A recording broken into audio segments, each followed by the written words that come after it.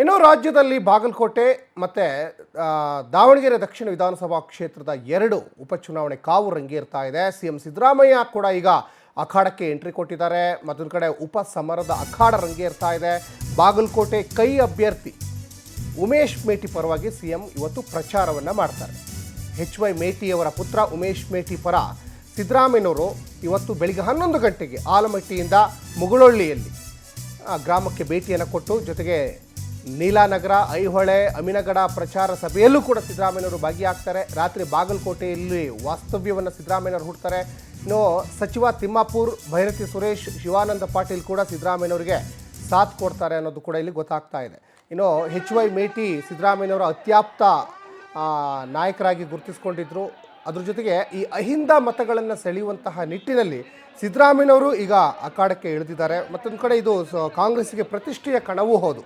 ಯಾಕಂದರೆ ಬಾಗಲಕೋಟೆ ಮತ್ತು ದಾವಣಗೆರೆ ದಕ್ಷಿಣ ವಿಧಾನಸಭಾ ಕ್ಷೇತ್ರ ಏನಿದೆಯಲ್ಲ, ಈ ಎರಡೂ ಕೂಡ ಕಾಂಗ್ರೆಸ್ನ ಹಿರಿಯ ಶಾಸಕರಿಂದ ತೆರವಾಗಿರುವಂತಹ ಕ್ಷೇತ್ರ. ಈ ಎರಡೂ ಕ್ಷೇತ್ರವನ್ನು ಎಗೈನ್ ಕಾಂಗ್ರೆಸ್ ತನ್ನಲ್ಲೇ ಇಟ್ಕೊಳ್ಳಲಿಕ್ಕೆ ಸಾಕಷ್ಟು ರಣತಂತ್ರಗಳನ್ನು ರೂಪಿಸ್ತಾ ಇದೆ.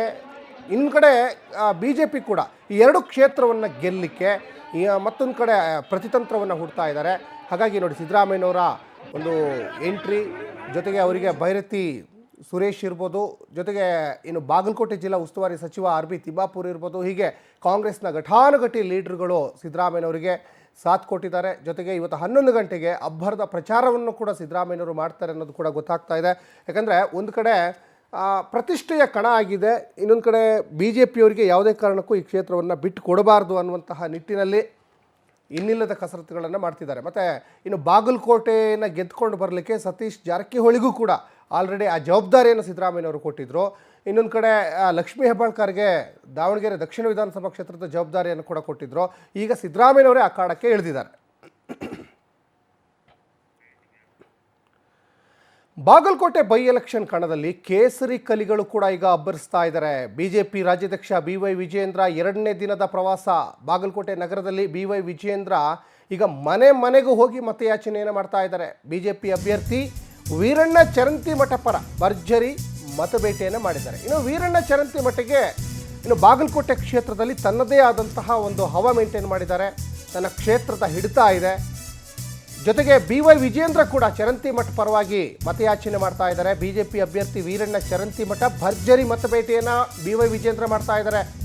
ಬೆಳಗ್ಗೆ ನಗರ, ಸಂಜೆ ಇನ್ನು ಗ್ರಾಮೀಣ ಪ್ರದೇಶದಲ್ಲೂ ಕೂಡ ಸಾಕಷ್ಟು ಅಬ್ಬರದ ಪ್ರಚಾರವನ್ನು ಮಾಡ್ತಾ ಇದ್ದಾರೆ.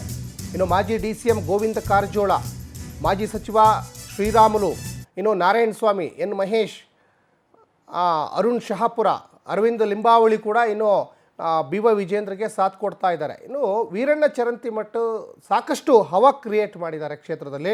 ಆಮೇಲೆ ಈ ಕಳೆದ ವಿಧಾನಸಭಾ ಚುನಾವಣೆಯಲ್ಲಿ ಮೇಟಿ ವಿರುದ್ಧವಾಗಿ ಇನ್ನು ದೊಡ್ಡ ಅಂತರದಲ್ಲೇನು ಸೋತಿರಲಿಲ್ಲ, ಒಂದು ಕಡಿಮೆ ಅಂತರದಲ್ಲಿ ಸೋತಿದ್ರು. ಹಾಗಾಗಿ ಆ ಸೋಲು ಈ ಬಾರಿ ಗೆದ್ದು ನಾನು ಮತ್ತೆ ವಿಧಾನಸೌಧ ಪ್ರವೇಶವನ್ನು ಮಾಡ್ತೀನಿ ಅನ್ನುವಂತಹ ಲೆಕ್ಕಾಚಾರದಲ್ಲಿದ್ದಂತೆ ಕಾಣಿಸ್ತಾ ಇದೆ. ಈ ಬಗ್ಗೆ ಸಾಕಷ್ಟು ಡೀಟೇಲ್ಸನ್ನು ಡೆಸ್ಕ್ ಲೈವ್ ಮುಖೇನವಾಗಿ ನಮ್ಮ ಪ್ರತಿನಿಧಿ ಶಶಿ ಕೊಡ್ತಾ ಹೋಗ್ತಾರೆ. ಶಶಿ, ಒಂದು ಕಡೆ ಕಾಂಗ್ರೆಸ್ ಮತ್ತು BJP ಈ ಎರಡೂ ಕಡೆಯಿಂದನೂ ಅಬ್ಬರದ ಪ್ರಚಾರ ಮಾಡ್ತಾ ಇದ್ದಾರೆ. ಸಿದ್ದರಾಮಯ್ಯನವರು ಒಂದು ಕಡೆ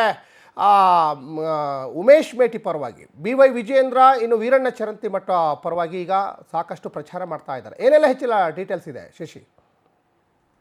ಸಚಿನ್, ಏನು ಎರಡೂ ಪಕ್ಷಗಳು ಕೂಡ ಒಂದು ಜಿದ್ದಿನ ನೇರ ಫೈಟ್ ಅಂತಲೂ ಕೂಡ ಹೇಳ್ಬೋದು ಈ ಬೈ ಎಲೆಕ್ಷನ್ನು. ಯಾಕಂತಂದರೆ BJP ರಾಜ್ಯಾಧ್ಯಕ್ಷರಾಗಿ ವಿಜಯೇಂದ್ರ ಅವರು ಅಧಿಕಾರವನ್ನು ಸ್ವೀಕರಿಸಿದ ನಂತರ ಏನು ವಿಧಾನಸಭಾ ಚುನಾವಣೆ ಬಂತು, ಅದಾದ ನಂತರ ಬೈ ಎಲೆಕ್ಷನ್ 2 ಕ್ಷೇತ್ರಕ್ಕೆ ಬಂದಿತ್ತು.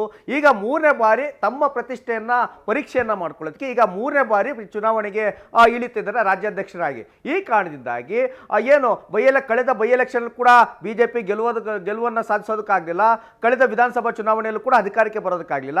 ಈ ಬೈ ಎಲೆಕ್ಷನ್ ಆದರೂ ಕೂಡ 2 ಕ್ಷೇತ್ರದಲ್ಲಿ ಒಂದಾದರೂ ಕೂಡ ಗೆದ್ದು ನನ್ನ ಒಂದು ವರ್ಚಸ್ಸನ್ನು ತೋರಿಸೋಣ ಅಂತ ಹೇಳ್ಬಿಟ್ಟು ವಿಜಯೇಂದ್ರ ಅವರು ಒಂದು ರೀತಿಯಾಗಿ ಪ್ರತಿಷ್ಠೆಯಾಗಿ ಚುನಾವಣೆಯನ್ನು ತೆಗೆದುಕೊಂಡಿದ್ದಾರೆ. ಇದೇ ಕಾರಣಕ್ಕಾಗಿ ST ಸಮುದಾಯದ ಪ್ರಭಾವಿ ನಾಯಕರಂತ ಶ್ರೀರಾಮುಲು ಅವರಿಗೆ ಏನು ಬಾಗಲಕೋಟೆಯ ಜವಾಬ್ದಾರಿಯನ್ನು ಕೊಟ್ಟು ಅಲ್ಲಿನ ಮತ ಭೇಟಿಯನ್ನು ಮಾಡಿ ಗೋವಿಂದ ಕಾರಜೋಳ ಆಗಿರ್ಬೋದು, ಅದೇ ರೀತಿಯಾಗಿ ಏನು BJP-ಇರುವಂಥ ಹಿರಿಯ ಶಾಸಕರು ಮತ್ತು ಅದೇ ರೀತಿ ಕೂಡ ಸಂಸದರಿಗೆ ಜವಾಬ್ದಾರಿಯನ್ನು ಕೊಟ್ಟು ನಿರಂತರವಾಗಿ ಪ್ರಚಾರವನ್ನು ಮಾಡಿ ಏನು ಚರಂತಿ ಮಠ ಅವ್ರನ್ನ ಗೆಲ್ಲಿಸಲೇಬೇಕಂತ ಹೇಳ್ಬಿಟ್ಟು ಒಂದಷ್ಟು ಶಾಸಕರಿಗೆ ಬೆಂಬಲವನ್ನು ನೀಡಿ ಮತ ಪ್ರಚಾರ ಕೂಡ ಮಾಡ್ತಾ ಇದ್ದಾರೆ. ಅದೇ ರೀತಿಯಲ್ಲೂ ಕೂಡ ಕಾಂಗ್ರೆಸ್ ಕೂಡ ದೊಡ್ಡ ಪ್ರತಿಷ್ಠೆ. ಯಾಕಂತಂದ್ರೆ ಏನು ಅಲ್ಲಿ ಮೇಟಿಯವರು ನಿಧನ ಹೊಂದಿದ್ರು, ಅವರು ಕಾಂಗ್ರೆಸ್ನ ಭದ್ರಕೋಟೆ ಆಗಿದ್ರು. ಉತ್ತರ ಕರ್ನಾಟಕ ಭಾಗದಲ್ಲಿ ಅವರು ಕಾಂಗ್ರೆಸ್ ಅನ್ನ ಪಕ್ಷವನ್ನು ಕೂಡ ಕಟ್ಟಿದ್ರು. ಆದ್ರೆ ಅವರ ನಿಧನದಿಂದ ಅವರ ಕುಟುಂಬದಲ್ಲೇ ಒಂದಷ್ಟು ಜನ ಎಲ್ಲರೂ ಕೂಡ ನಮಗೂ ಕೂಡ ಟಿಕೆಟ್ ಅನ್ನ ಕೊಡಿ ಅಂತಲೂ ಕೂಡ ನಿಂತಿದ್ರು. ಈ ಕಾರಣದಿಂದಾಗಿ ಟಿಕೆಟ್ ಕೊಡುವಂತ ವಿಚಾರದಲ್ಲಿ ಒಂದಷ್ಟು ಅಸಮಾಧಾನ ಕೂಡ ಉಂಟಾಗಿತ್ತು. ಆ ಕುಟುಂಬಸ್ಥರನ್ನು ಕೂಡ ಸಮಾಧಾನ ಪಡಿಸಿ ಶ್ರೀನಿವಾಸ್ ಮೇಟಿ ಅವ್ರನ್ನ ಈಗ ಅಖಾಡಕ್ಕೆ ಇಳಿಸಿದರೆ. ಇದೇ ಕಾರಣಕ್ಕಾಗಿ ಸಿಎಂ ಸಿದ್ದರಾಮಯ್ಯನವರಿಗೆ ಒಂದು ಕಡೆ ಏನು ಕುರುಬ ಸಮುದಾಯದ ಒಂದು ಕಡೆ ಗೆಲ್ಲೇಬೇಕು ಅನ್ನೋ ಒಂದು ಪ್ರತಿಷ್ಠೆ, ಅದ್ರ ಜೊತೆ ಡಿ.ಕೆ. ಶಿವಕುಮಾರ್ ಅವರು ಕೂಡ ಕೆಪಿಸಿಸಿ ಅಧ್ಯಕ್ಷರಾಗಿದ್ದಾರೆ. ಮತ್ತೆ ಉತ್ತರ ಭಾರತದಲ್ಲಿ ಒಂದಷ್ಟು ರಾಜ್ಯಗಳಿಗೆ ಕೂಡ ಚುನಾವಣೆಗೆ ಉಸ್ತುವಾರಿಯನ್ನು ಕೂಡ ಕೊಟ್ಟಿದ್ದಾರೆ, ಕೆಪಿಸಿಸಿ ಅಧ್ಯಕ್ಷರು ಕೂಡ ಆಗಿದ್ದಾರೆ.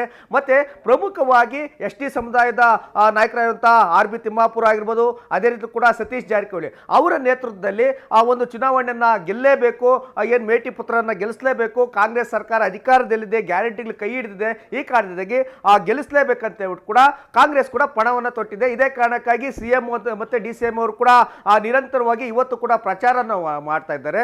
ಈ ಕಾರಣದಿಂದಾಗಿ ಬಾಗಲಕೋಟೆ ಜಿದ್ದಾಜಿದ್ದಿನ ಕ್ಷೇತ್ರವಾಗಿ ಈಗ ಬದಲಾವಣೆ ಆಗಿದೆ. ಸಚಿನ್, ಧನ್ಯವಾದ ಶಶಿ ತಮ್ಮೆಲ್ಲ ಡೀಟೇಲ್ಸ್ಗಾಗಿ.